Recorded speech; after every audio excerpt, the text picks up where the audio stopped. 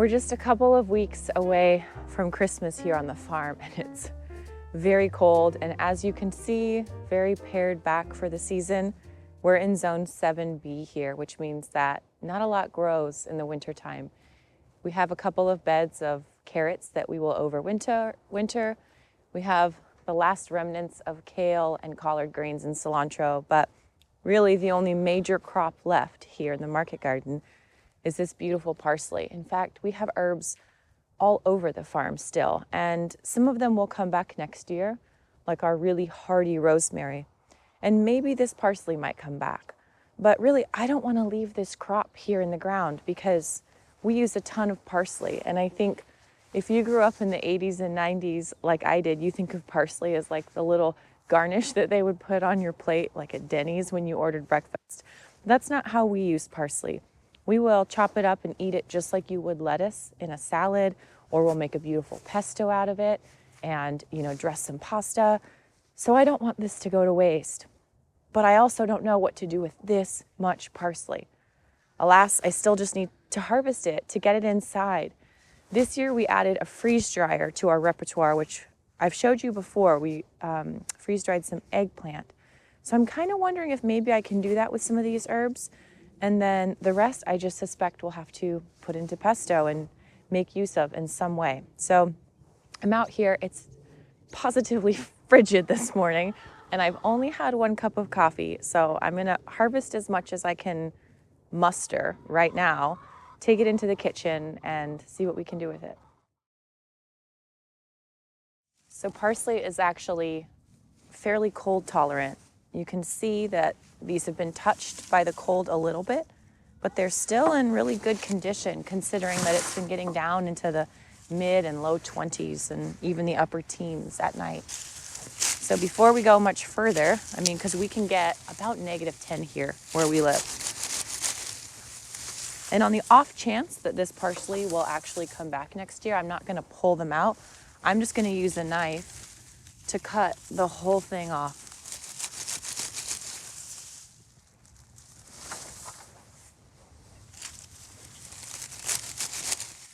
This is really an amazing plant. If you look down here, here we are mid-December.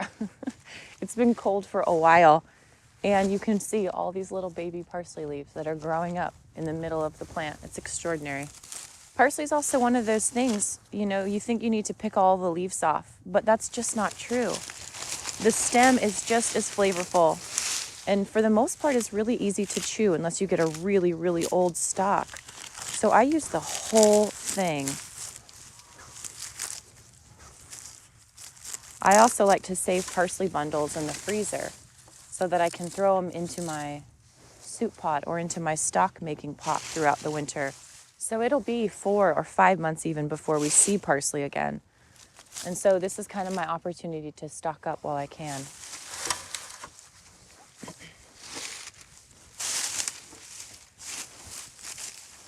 Sometimes when you can really grow an easy herb or something like this that just grows so vigorously and lasts for such a long time, it's really sort of easy to discount the value that it brings to the garden. We tend to prize the summer tomato or the bell peppers, and those are good things. But this is a workhorse. This parsley has been here and has been doing what it needs to do since, maybe early May. So it's really a workhorse in the garden. It also has tons of health benefits, like cleansing your liver and balancing your blood sugar. So it's a really good thing to learn to eat more of.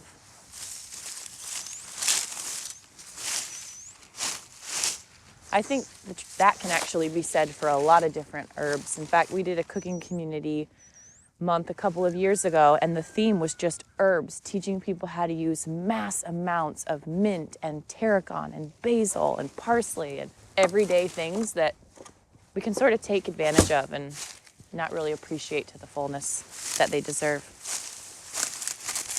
This is just so much parsley. This is amazing. I've actually had parsley that I can cover with a frost paper and it will last the winter. So I'm not going to cover all of it on the off chance that I can still come out and harvest some fresh stuff and throughout the season. You know, really a traditional way to preserve herbs is just to dry them. And I do that and I hang them in my kitchen because I find them charming.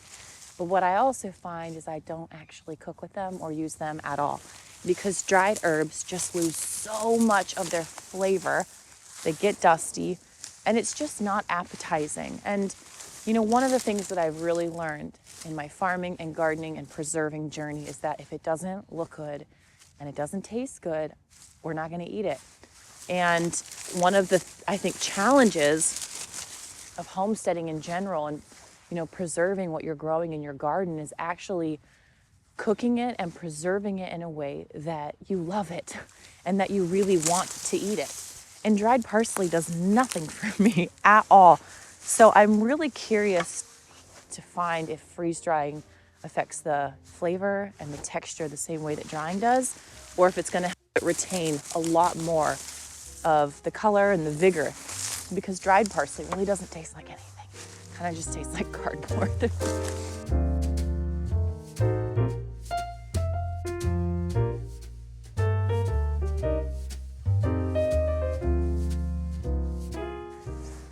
I think while I'm here, I'm going to grab, this is parsley, actually, that's gone to seed. And so this will form seed pods for next year's harvest. Some of them probably are already dried. This shape of flower I'm absolutely crazy about. It's kind of like Queen Anne's lace or a white dill. I'm actually just going to cut off a few of these flowers because it's supposed to snow. And if it snows, they'll just get buried and I won't be able to find them again. But these would make a really beautiful still life photograph. So I'm going to take them into the studio and make something pretty with them.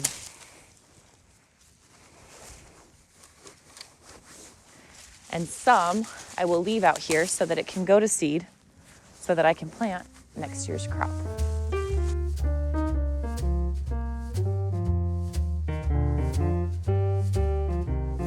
All right, this is probably a tenth of the parsley that I have to harvest, but the freeze dryer is only so big. So I'm gonna get started with it and just see how it works. But before we go inside, I do wanna show you my rosemary because I'm quite proud of it.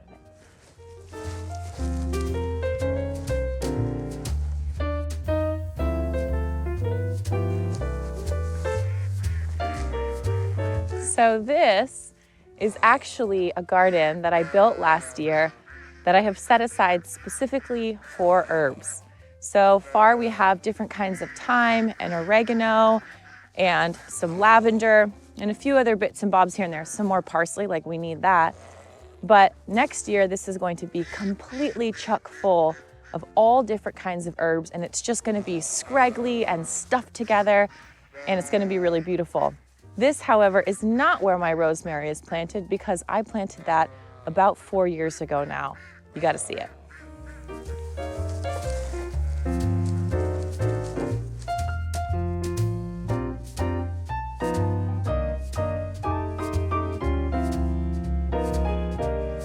So this is my rosemary. We have a kitchen style garden.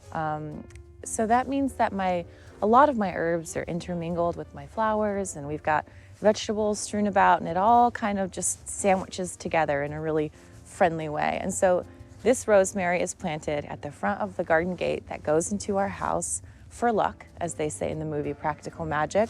But this is a cold hardy variety that's actually cold hardy down to -10, which is supposed to be as low as we go here. And this is its 4th year here, and look how happy and beautiful it is. And this is just more rosemary than we could possibly eat. And it'll hold fairly well into the winter. But if this works, if the freeze drying works with the parsley, then I think I'm gonna try some with the rosemary as well, because dried rosemary kind of just tastes soapy to me. I don't really love the flavor of it. So I just try to pick off the bush, you know, kind of as fresh for as long as I can. And these little purple flowers are the rosemary flowers, and those are actually really delicious. So you can come out and just pluck a few off, put them on your morning eggs. Hard in these gloves though.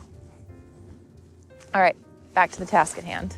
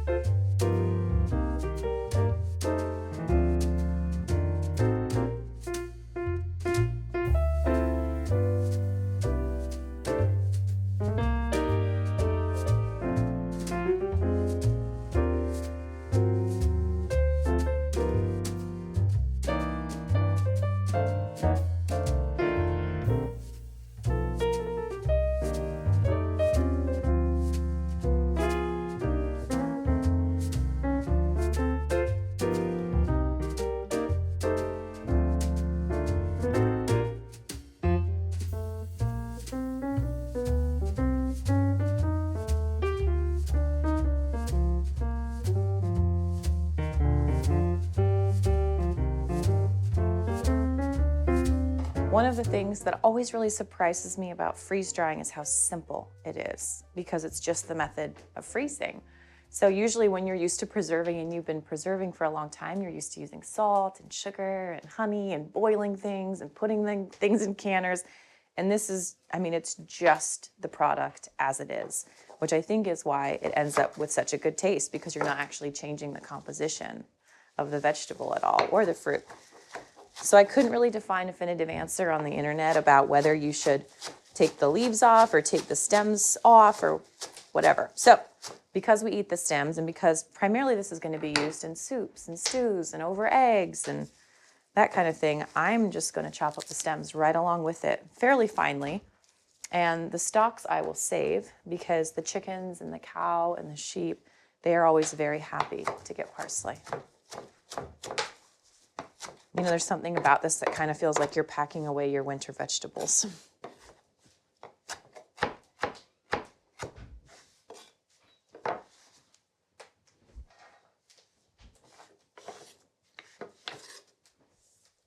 All right, even though prep is really minimal for this, all we did was take the leaves out, like the actual tree leaves out, and chop this up fine. That still took a couple of minutes.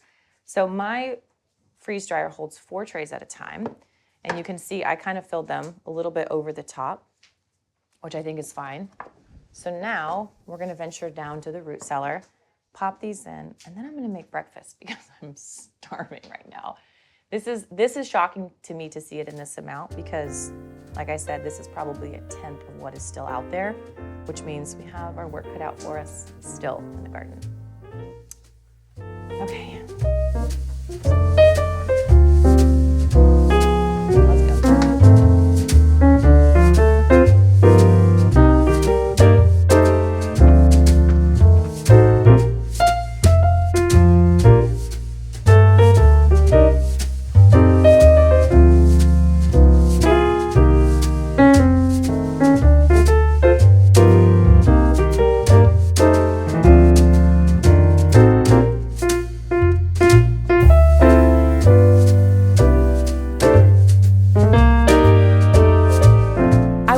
Invite you to join the Elliott Homestead cooking community at cook.theelliottHomestead.com. This is for home cooks out there who would love some new inspiration, ideas, and motivation to get going in the kitchen. Each month, I create 5 brand new recipes inspired by what is in season around our farm. But don't worry, you don't have to have a farm to enjoy this beautiful food. You can have these recipes delivered to you digitally or physically if you live within the United States. Recipes will range from entrees to side dishes to desserts, breads, vegetables, salads, everything in between. Then I'll guide you through the recipes with a long, in-depth cooking video, showing you new skills and encouraging you as you give these recipes a try in your own kitchen, whether you're cooking for yourself or you're cooking for a crowd. The Elliott Homestead cooking community is here to inspire and nourish your family. We're going to teach you to bake, to use sourdough, to try new ingredients, to really fall in love with good food again. Visit cook.theelliottHomestead.com for more information.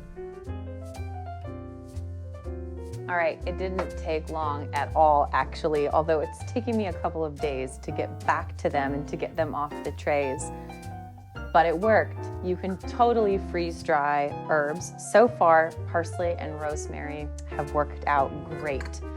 I want you to take note of the color of this. This is one of the really interesting things I think about this preservation method that's sort of surprising me, is that the food stuff that comes out of the freeze dryer is so similar to what goes in it. So this is the parsley that I showed you that I hung up in my window on the same day that we freeze dried these trays.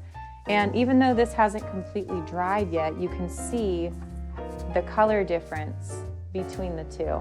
This one is already bleached, and that's kind of how it tastes, which is why I typically don't use dried parsley.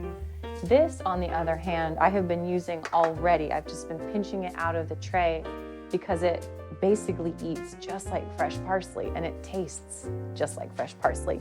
So I've been sprinkling it over roasts and soups and stews and eggs and all that kind of stuff. So I'm gonna fill up a jar of this, most certainly to keep in my kitchen. If you want it, you can crunch it. You can see it's really crunchy. And it really sort of just powders, but if you handle it gently, you can enjoy those kind of bigger pieces, which is just how we cut it to be. So I get asked about my jars a lot, my spice and herb collection that I keep in my kitchen. So much of winter cooking relies on spices and dried herbs and those kinds of a thing because we're doing a lot of cooking. We're cooking a lot of roasts and potatoes and cabbage, all foods that really lend themselves to a lot of seasoning. One thing I found is if something doesn't inspire me, if it doesn't look good, I don't want to cook with it. I was just talking with my cooking community members this morning about canned meat. And as much as I can get behind certain parts of it, it looks completely unappetizing to me. So even when I have it, I find myself never wanting to use it. So part of my method for having these jars and the way that I keep my spices in the kitchen, even something like finding a way to dry parsley and preserve herbs that's more appetizing to me. This looks fresh. This looks really beautiful, like I'm not making any compromises. And that's kind of what I hope to convey here. This is sort of my food storage, my food cabinet, spice cabinet in my kitchen. This was actually covered up with sheetrock when we moved in. And when we were taking out a shelf, we found this was built in behind. So it really was kind of a nice surprise. So obviously I keep my grain grinder, which is a Como. I love their grain grinders, and my big copper pots. Then beneath that, I keep a lot of food stuff that we use a lot of.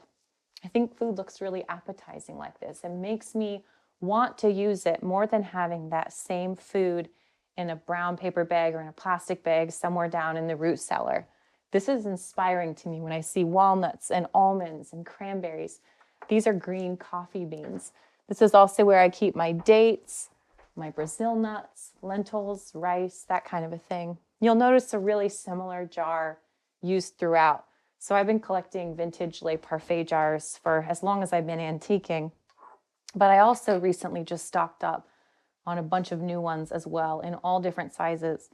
These are really my favorite jars. The quality is superb. They retain their value. You can sell them in antique stores for almost what you can buy them for new. The reason I love them the most is, again, these small things that we don't really think about in the kitchen, like just opening up a jar and flipping open the lid. To me, that's more pleasurable than unscrewing a lid and taking it off and then having to find the lid when I want to put it back together. I just find this action pleasurable, and it makes me want to use what's inside the jar. And so that's why I've moved primarily all my spices and such over to these really beautiful jars. So I keep my sugar here as well, my yeast, some bacon grease, different corn starches, nutmegs. This is a really sweet little Le Parfait jam jar that I love. It's a twist, but it's just one little movement. It's really beautiful. And then I keep my vinegars and a few other things over here as well. All in all, super happy with this method of preserving herbs. Last year, I shared with you my herb salts. That is a great way to preserve herbs. I just still have a really big stash of those herb salts from all the ones that I made last year. If you need a last-minute Christmas gift, that would be a good one to make. Before we leave the kitchen today, I want to show you my little collection of herbs and spices that I keep over here by my stove because I find them to be the most useful, the ones that I reach for all the time. That's where this one's going to go. I always love to peek inside other people's kitchens and see what it is that they cook with, the tools of the trade, what they see valuable to keep on hand. These are my most valuable herbs and spices, which is why they're within reaching distance of the stove. You'll notice that these are also all the one pop top jars as well, just because I find that easiest to work with when I'm cooking. I use a lot of these. These are just red chili flakes. Pretty much anything I cook has red chili flakes in it. This is a paprika. Of course, black pepper. I love fresh pepper, but sometimes I need a lot of pepper and I need it fast. So I keep that on hand. We have cumin, coriander, garlic powder, herbs de Provence. Another really versatile one. What is this? Curry blend. I love curry in almost anything. So even if I'm just making a chicken soup, even if it's not really a curried chicken soup, I'll just add a little bit in. Then we have dried oregano. I grew a ton of oregano last year. But my dried oregano, like it just never came out right. Always tasted dusty and flavorless. So I wish that I would have had my freeze dryer set up before that whole harvest went to waste. Got a chili powder, of course, bay leaves, cumin seeds, which will enhance almost anything with a really savory, meaty flavor. So if you just are lacking flavor and you need something, toast some cumin seeds, toss them in, grind them up, toss them in, or just toss them in whole. This is another curry blend. And then of course, the new guy in town, this beautiful freeze-dried parsley. Now that we have our trusty herb salt recipe to go back to, I'll make sure to tag that video below. And we have our freeze dryer set up. I just can think about the hundreds of ways that this is going to be useful for us here on the farm. So it took some saving, it took an investment, and you know, takes up some space in the root cellar, but I'm so glad that we did it because I mean, this changes everything in the spice and herb department, which is a big deal, even for a home cook. Hope that's been helpful for you guys. We'll see you back here soon.